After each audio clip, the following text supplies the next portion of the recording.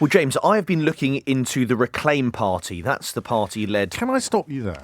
Is it a party in a conventional sense? Perhaps unconventional, but it is a registered party with the Yes. Electoral Commission, which stands for election. And I've been speaking with two insiders, James, who've been speaking with me anonymously. They are both, important to make the point, no longer within the party. They've Right. both left. But I've been looking into some of the claims we've spoken about before. Now, just to set up, because we've often spoken about the Reclaim Party, exactly who they are. So, founded by Laurence Fox, after that Question Time appearance with Jeremy Hosking backing it, Sir Jeremy Hosking. He's the businessman. He's previously donated to the Conservative Party. And to the Brexit Party. They've had some electoral tests so far, haven't gone particularly well. So Laurence Fox stood for Mayor of London in 2021. That is an expensive deposit, £10,000 you have to put down if you're standing for Mayor of London. It's a drop in the ocean compared to the average legal fees for people who lose libel cases. I suppose compared to that, it might be, yes. You have to get 5% to keep your deposit. He got 1.9%. Well, to be fair, we don't know what the aim was. That's true. That could have been the original objective, 1.9%. Although that same year they stood in Glasgow Pollock, the Scottish parliamentary election, Yes. and came 18th with 0.3% of the vote, where Leo Kearse lost his £500 deposit. And then the other test since then, Martin Daubney, who is curiously no longer with the party. That's Chapman! the I only individual. know these people because they appear on these television stations and then there are clips of them making absolute fools of themselves. He's the bloke that was required to deal with some live developments in the case of the absconding prisoner. And he just sort of... I mean, he just starts shouting random syllables. I'm not sure that some of them are even... Is that him? That he was, when Daniel But then Khalif someone was told me he found. was in Nigel Farage's Brexit Party as well. No, well, he might be now, but Once. he was... No, he was. Oh, he was? Well, yes. Oh, no, sorry, he was in Yes. the original Brexit Party. So many of these people. It's like an infernal generation game conveyor belt where once you had teasemaids and cuddly toys, now you've just got weirdo after idiot after weirdo. Cute. Anyway, sorry, I interrupted. Well, He's a Chip Chapman, cancel, key, hostage, me. Yes, so he was on TV. You must watch that clip if you haven't seen it. It's broadcasting history. So he was on TV when Daniel Khalif was found, the man who obviously escaped from Wandsworth Prison. And he also lost as well. He was stood in the North Shropshire by-election and got less than 1% of the vote. So Right. it's fair to say it hasn't been a sort of enormous success electorally for the Reclaim Party. No, but from little so acorns. far. From little acorns can Well, grow mighty oaks. When Laurence Fox has indicated he's going to stand again for Mayor of London There you go. at some point. So Excellent news. So perhaps this year. But Unless he's busy acting. Could be. To run you through some of these quotes, James, and I'll stress again, these are not my words. These are words from someone who was in the Reclaim Party, two people. The man's a nutter. He's a walking, dangerous ego. Now, they've described what a regular day of... Are you sure that wasn't Keith talking about me? Yes, no, I'm sure. Okay, I'm sure. just checking. This is a sort of daily life in the Reclaim Party where they claim, and again, this is a claim, that Laurence Fox had a woeful work ethic. And they back that up by saying he used to stroll in late every day at 11 a.m. He would then go for what they described as a long lunch at 12:30, followed by a nap, sometimes in the office because he was so worn out. They describe his work ethic as a joke. They also describe meetings in a far from flattering way. You can read more online in terms of that. I can't quite say it on the radio, but it will be on lbc.co.uk. Not least because it would be me that got the Ofcom complaint, not you. Yes, that's true. And also, we've spoken about in the past, James, the Reclaim Party having no members. This has been confirmed by my source, who says there is no one actually able to join the party. Right. You can sign up for a mailing list. Currently, though, Reclaim has no members. Now, further revelations we found. We've spoken in the past, James, about Andrew Bridgen, who was very briefly, for just over 6 months, an MP with the Reclaim Party. Yes. I've found that there were some tensions between Laurence Fox and Andrew Bridgen. My source told me he rarely went to Leicestershire. This is Laurence Fox going to Leicestershire, where Andrew Bridgen is the MP, because he didn't see it as a sexy seat. They said that Laurence Fox was also jealous of Andrew Bridgen and realised that he was getting a lot of the airtime. All right, listen, I'm no fan of the fella, but no one could be jealous of Andrew Bridgen. Well, this source claims that Laurence Fox was. He was very jealous. They then said Laurence couldn't be... Joseph and the little donkey. Well, jealous of Andrew Bridgen? It gets worse. That's a medical condition. Surely. They said he couldn't, so he effectively couldn't be bothered to go and campaign. There was a tension, the relationship began to sour, and then we had two incidents that sent Andrew Bridgen over the edge, I'm told. Oh, Lord. Firstly was a Christmas card. So the Reclaim Party, the MPs often send Christmas cards to their constituents, and they spelt Andrew Bridgen's name wrong. How did they spell it? Andrew Bridgen. I'm not sure if that was deliberate or not. Well, God. Andrew Bridgen was reported to be royally something off when he read his Christmas card to constituents in northwest Leicestershire. Something we've also spoken about, James, is this row over a company car. Now, I was determined to find out more details about this. I said you were like a dog with a bone, Henry. I was like it, yes.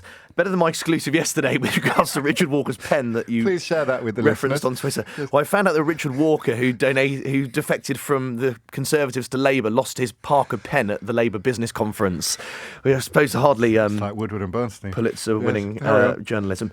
But it was a Volvo XC90 in this case. Nice. It was a company car that was in Laurence Fox's name. Andrew Bridgen then asked Laurence Fox and the hierarchy at the party whether he could borrow it for constituency work. Oh, yeah. Laurence Fox, I'm told, got bored and wanted to use the car earlier than agreed. You asked me about the Christmas tree last time, James. I did, yes. It was a personal Christmas tree, so it wasn't going up at the Reclaim Party headquarters. I'm told it was for Laurence Fox's personal use for his address, I assume. Then, when Andrew Bridgen refused to give the car back, I'm told that Laurence Fox threatened him with police action. There is another incident, though, which upset many people within the Reclaim Party, and again, this has come from two members of the party. How much more is there? This involves a MacBook Air. So I'm told there was a producer at the party who used to edit videos for the party, put up sort of campaign videos. They weren't paid particularly well, in the words of this person I was speaking with. And so they had to commute from, let's say, a town in the south. And so it was quite a commute every day, but also crucially quite expensive coming back and forth to edit videos. There was an agreement reached with the party hierarchy that we need to buy this trainee, this producer, young fella, a top-of-the-range MacBook so he can edit from home so he doesn't have to do this commute every day.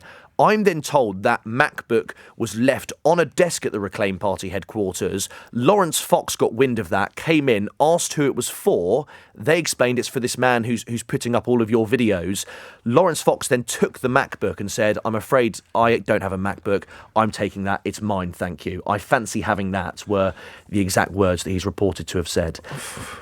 And then You've got two deep throats on this. there's I don't really know how to respond to that. But there's Comparing your journalism to the Watergate Yes, scandal. thank you. Obviously. Yes, Very welcome. This is probably slightly better than the Richard Walker story, but The case of the disappearing pen. the pace of the disappearing pen. What if? I mean, I appreciate that the party has no members, but if other people on board wanted to perhaps replace the leader, how would they go about doing that? Again, no formal mechanism to replace the leader. This is actually something that's very similar to the Reform Party, I get them mixed which is up. this is the one that Nigel Farage is the honorary president of, Right. Formerly the Brexit Party, led by Richard Tice. That's a business again, but also registered as a political party. Well- but you can't get rid of Richard Tice. Not formally, no, because there's a board of directors rather than a party membership that save can us all. depose the leader. Oh, thank you. But with Laurence Fox's party, again, Reclaim, I'm told there's actually no formal way to replace Laurence Fox unless, of course, Say that again. the man who runs it, Jeremy Hosking, or Right. someone else,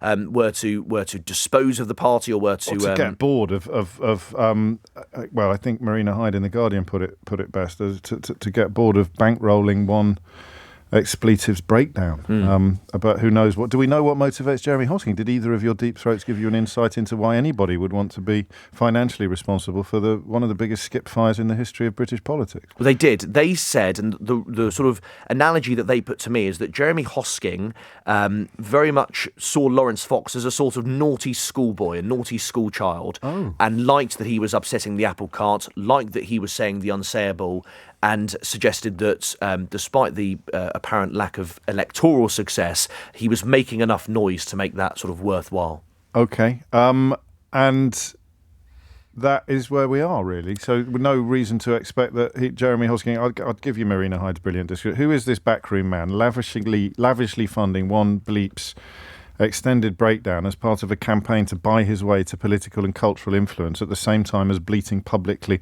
about the state of our democracy. Because much frivolity though I may have had in the last 10 minutes, Henry, that there is actually a serious subtext to this in terms of its democratic implications and what it says about our political system, but no sign yet that he may have got bored in lavishly funding one Plum's extended breakdown. Well, there are whispers, because if you look at Laurence Fox's Twitter, he has alluded to the fact that... really not going No, to do well, that. I have. I've done it so you don't have to.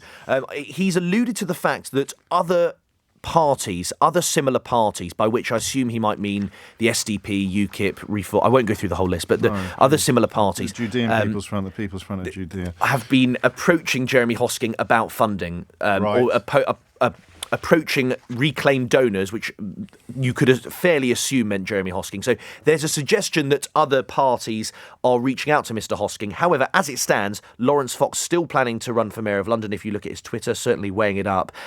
Just to make the point as well, James, we did put all of these points to the Reclaim Party, who did not respond to any of our requests.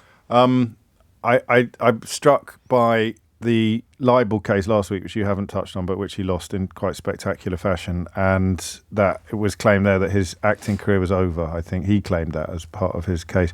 So if it does transpire that his political career may be heading in a similar direction, I suppose he'll have to fall back on the music. They have put something in the water. They seek a cure for the conversation. They stole a march on your indecision. It's 12:03.